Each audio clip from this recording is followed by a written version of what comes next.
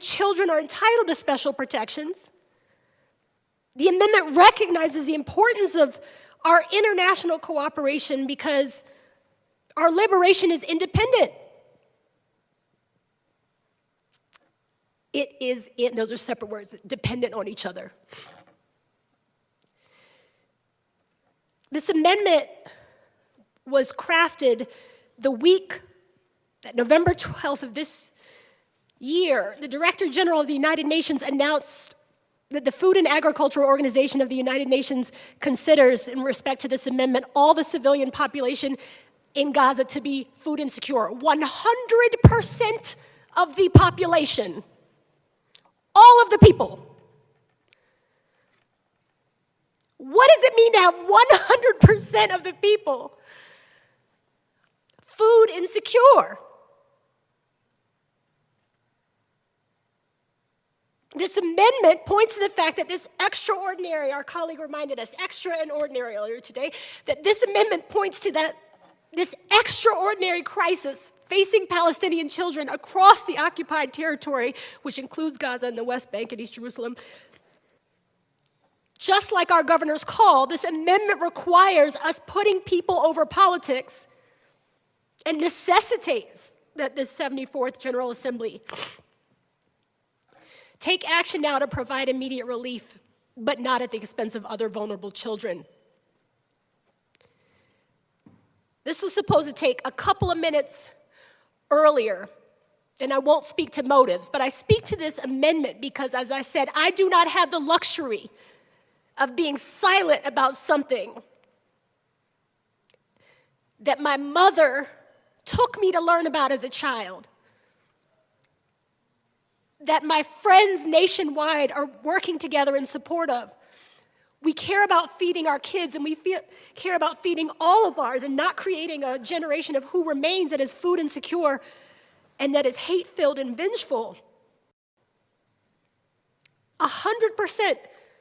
A week ago, every person is food insecure. A couple days later, actually 3 days ago, relating to this amendment, 3 days ago, the UN World Food Program, November 16th, the UN's World Food Program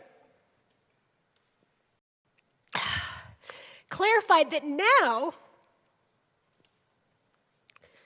they're doing their best guess at the half of the population being children because there's so many people missing under rubble. Food stocks are running out.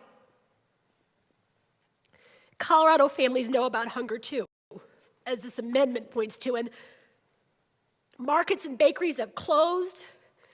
They've been targeted and bombed.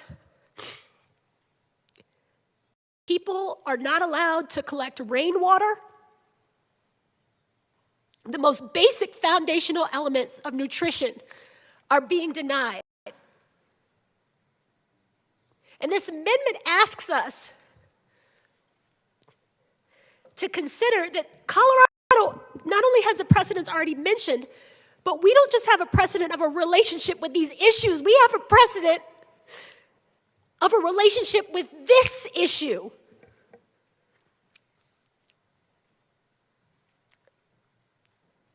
I don't know who was here when the relevant legislation was enacted, but this body has a precedent for this amendment because we have considered how as state employees, how our funds can be invested in the same way as this amendment. And the World Food Program spokesperson that same day on the 16th said, and this is someone who cares about Colorado children as well, because we're a part of the United Nations, that why this matters is that officials are now seeing cases of dehydration and malnutrition increasing so rapidly. It is now immediate starvation. Gazans are not able to have one meal per day. Children whose nutritional needs are high are not able to do that, and what they have consists of raw vegetables because there's no gas or fuel to cook, which is an awful lot like Colorado, where you can't buy prepared foods. Not the crisis the same as Colorado, but meaning the limitation in that availability. This same month that we're drafting and this amendment, the UN Secretary General said Gaza is now a graveyard for children. And all this amendment is asking is that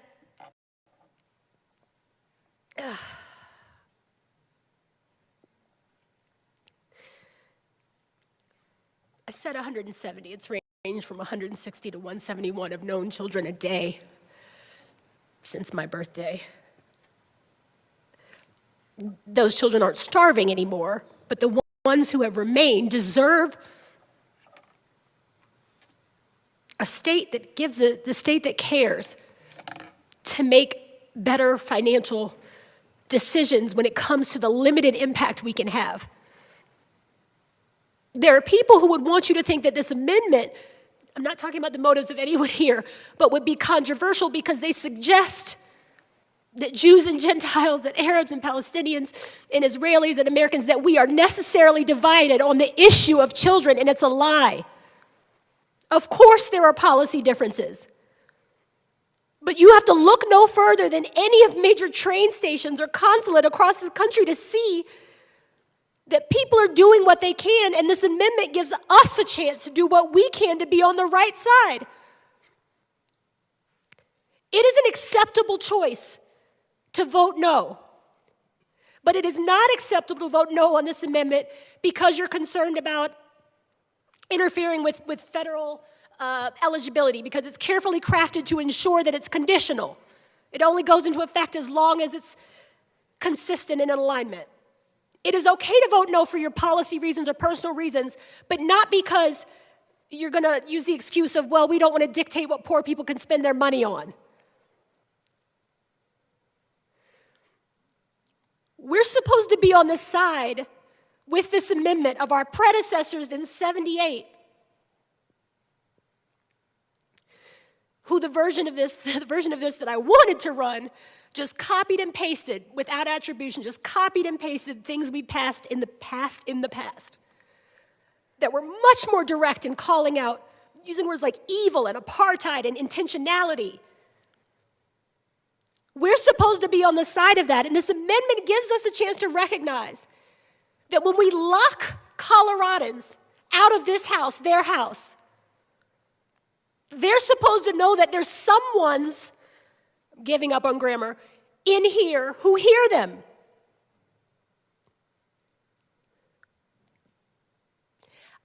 This amendment is an opportunity to recognize that while I don't know what factors, what confluence of cosmic, intentional, otherwise Representative factors. Epps, please forgive my interruption. There are 15 minutes left in the hour, and I wanted to make sure we all were aware of that. Thank you. How many minutes? What did you say? 14 minutes and Thank you. 49 seconds. I wonder how many Palestinian children are going to die in the next 14 minutes and 59 seconds. I know 100% of them are starving. Thank you for the time check. This amendment, I brought up Shirley Chisholm, and I get what the chairs are doing when they ask to stick to the amendment, but I also recognize how woefully culturally incompetent we are here. Because it is cultural. Representative Epps, I'm going to ask you simply to speak to the amendment and not to the abilities of another person in the chamber. Love the proving of my point. But speaking in a narrative way, starting in the middle of a story to get to your point, is a shared cultural value for many of us.